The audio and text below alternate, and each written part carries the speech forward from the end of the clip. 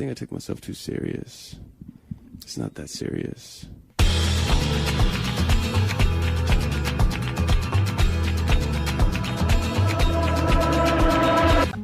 Ouve e perceberás. Os jovens também têm opinião. Este país não é para jovens. Ora, então sejam muito bem-vindos a mais um episódio de Este País Não É Para Jovens. Este é o nosso 16º episódio. Um encontro, ou desencontro, eu nunca sei muito bem, um encontro semanal de opiniões jovens. Esta semana com a opinião jovem que vem de Penafiel, com a Ana Lourenço, da Juventude Social Democrata de Penafiel, o Duarte Graça, do Bloco de Esquerda de Penafiel, e hoje temos a participação especial do Luís Barbosa, um jovem da Juventude Socialista em Penafiel, que vai substituir o Tiago Josué, que ele hoje não pode estar connosco. Luís, e começo por ti, apresentando-te e seja muito bem-vindo, obrigado por estares connosco, muito boa noite. E já agora então começas logo por ti. A Superliga, porque nós éramos para falar nisto, mas afinal eles estragaram-nos os planos todos, porque foi-nos enviado o desafio se queríamos pertencer à Superliga, dissemos que não e eles foi uma bandada para ali fora. Mas diz-me só uma coisa, tu eras, para que lado é que tu pendias, por exemplo? Muito rapidamente, o mais sintético que conseguiste, claro, mas para que lado é que tu pendias? Mais para o lado de que aquilo podia estragar o futebol ou mais para o lado de que a UEFA tem um monopólio e bem precisava de levar assim um abanãozinho? Antes de mais, boa noite e obrigado por me receberem aqui também. Em relação a esta Superliga Europeia, eu acho que isto é uma derrota do grande capital. E já que eles gostam tanto do mercado e de ter o mercado a funcionar e por aí fora, eu acho que seria uma boa sugestão serem os adeptos a decidir. Não é? Nós vimos a revolta das pessoas na rua, os comentadores, os treinadores a protestarem. E, portanto, eu gostava de realmente perceber também se isto ia ao bom porto. Do meu lado, acho que estava do lado dos clubes mais pequenos, porque acho que uma boa competição faz sempre falta ao futebol, e já chega de serem sempre os grandes a receber os louros todos. Sim, e eu aproveito para cumprimentar eu comecei logo por dizer boa noite, não, ainda é tarde, o programa na rádio passa de tarde, portanto, boa tarde Duarte, e voltando-me para ti, eu não sei se o futebol é coisa que te diga muito, mas de qualquer forma, em relação a este já primeiro passe de bola que o Luís fez, afirmando que isto foi uma derrota do grande capital. Também interpretaste a coisa desta forma ou achaste que isto até era um grito de revolta de pessoas que queriam lutar por uma certa independência? Boa tarde a toda a gente. É assim, para responder à primeira questão muito brevemente, realmente futebol, aliás, qualquer desporto profissional não costumo seguir, mas de facto esta situação é interessante e eu aqui dou eco ao que o Luís referiu, porque acho que é uma situação que mostra precisamente onde está a grande preocupação dos proprietários destes clubes, em particular, que é a questão de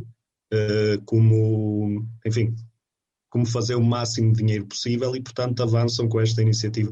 Não é algo que se possa dizer que é uma espécie de projeto independentista que tem o seu valor. Acho que esta situação mostra mesmo até que ponto podem chegar as coisas quando um pequeno conjunto de pessoas tem tanto poder concentrado no fundo, sem ter que responder a ninguém, a não ser quando as pessoas se mobilizam, como o Luís referiu, e neste caso vimos muitas manifestações que tiveram muito esse tom. Por exemplo, eu vi um bocadinho o que foi em Manchester, que tiveram muito o tom das pessoas sentirem que, de certa forma, os ricos estavam a roubar aquilo que é propriedade comum de uma cidade, não é? Que é a manifestação cultural que é o desporto, e portanto acho que é mesmo esse tom de ricos a tentarem, de certa forma, sobreporem-se aos interesses das populações. Muito interessante, sim, essa análise. E eu passo então a cumprimentar também a Ana. Ana, boa tarde. E tu que gostas tanto de desporto, presumo. Eu gosto muito de Porto, mas realmente no futebol eu só gosto do Porto e do Penafiel, e saber se o Porto está em primeiro ou segundo, saber se vai ganhar o campeonato ou não. Este ano parece que não vai ser muito fácil, mas relativamente a este tema, eu não estou muito por dentro, mas a partir do momento em que li e ouvi que a JP Morgan era uma das financiadoras, uma entidade que supostamente foi acusado de uma das principais causadoras da crise de 2008 na América. Opa, já fiquei muito desconfiada e isto boa coisa não é de certeza. Não é esse tipo de desporto que acho que devemos promover. E desta vez realmente ficou aqui, como vocês disseram, a manifestação popular rapidamente se fez sentir e rapidamente também principalmente os clubes ingleses voltaram atrás e deram um exemplo. Mas de qualquer forma, como estávamos há pouco a falar, se calhar isto, como o Luís dizia, isto ainda é só o primeiro take.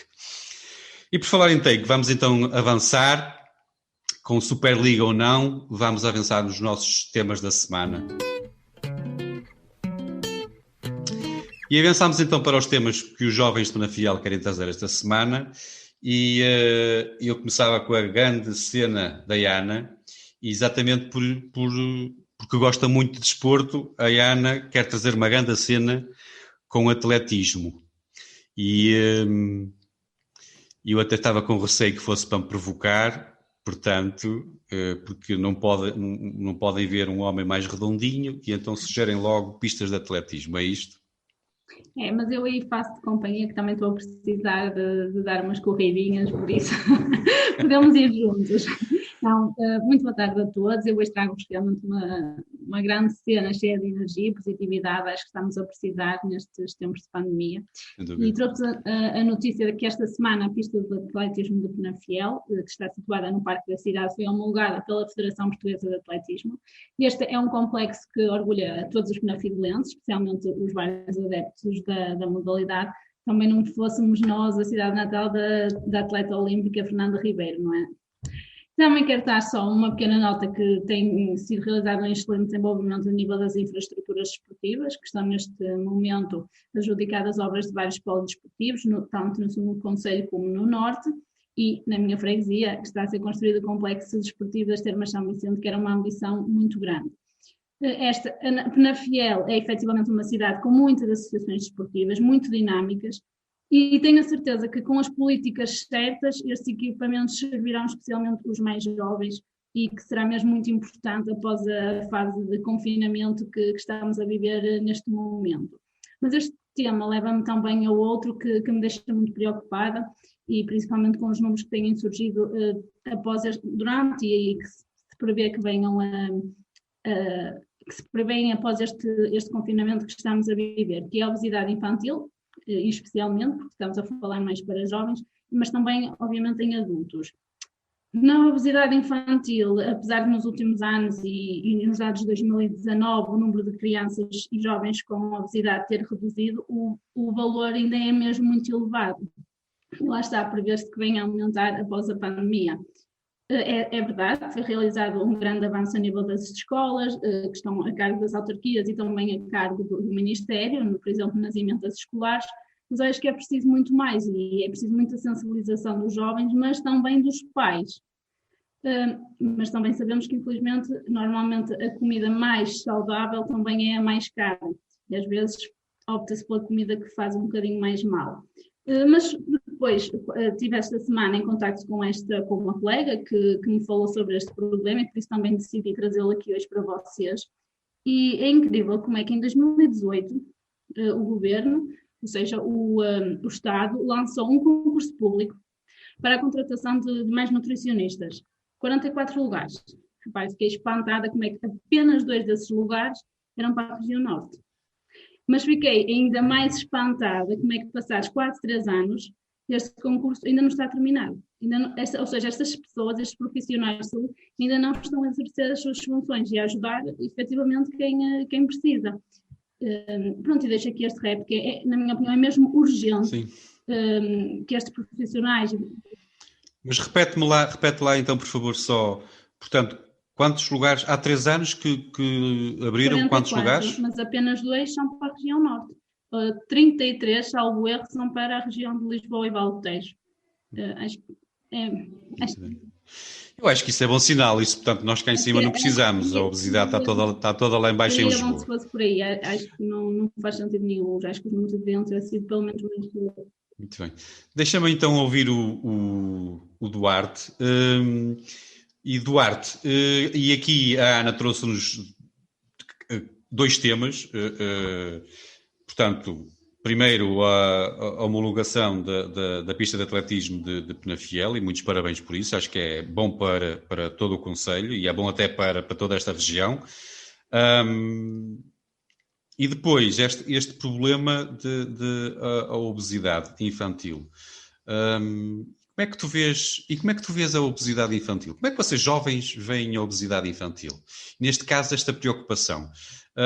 Até porque eu acho que é nos jovens, não é? Esta facilidade, porque vocês já quase que cresceram com esta facilidade, porque não podemos fugir a esta questão, esta facilidade em termos o fast food e esta ideia de colocar todas aquelas coisas ótimas, aqueles cremes nas chances, etc. E, portanto, eu acho que as coisas acabam por estar relacionadas, não é? O facto de haver esta obesidade infantil tem a ver com as batatas fritas e com os refrigerantes e com esta ideia, e aquilo acaba por ser um bocado viciante, não é? Como é que tu vês, qual é a tua perspectiva em relação a este assunto? Ora, primeiro só uma nota muito rápida em relação à questão da pista de atletismo. Eu acho que é bom ver-se